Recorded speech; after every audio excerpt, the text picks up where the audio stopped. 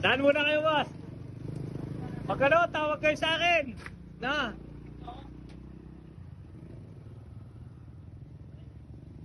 Ayun, magkargaan tayo. Wow, detang kain na po rin eh. 20. Uy.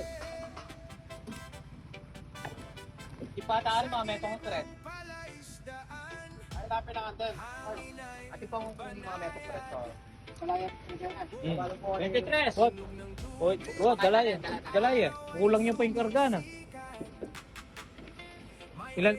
Bang total ka, no? 21. Solve natin si kaibigan Daklang. Ano, masaya ka na ngayon, pre? Siyempre, kanina hindi. Kanina malungkot ka, no? Sasablay yata tayo, siguro eh. Ayaw, paawon mo.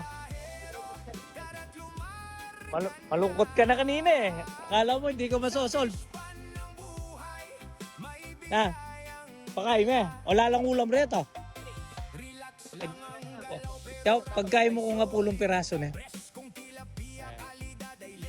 Andun sila oh. Ayun yung lugar nila. Yun.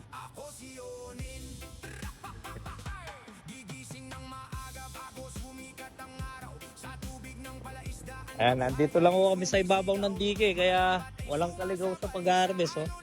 Kitang-kita natin kagad yung truck.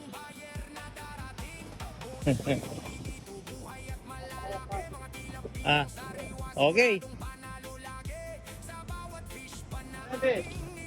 Ang isda natin oh. Yan lang ang gusto sa Tarlac eh. Yung size na ganyan. 20. Si Dara yung sekretarya ngayon, yung treasurer naman si Tita, no?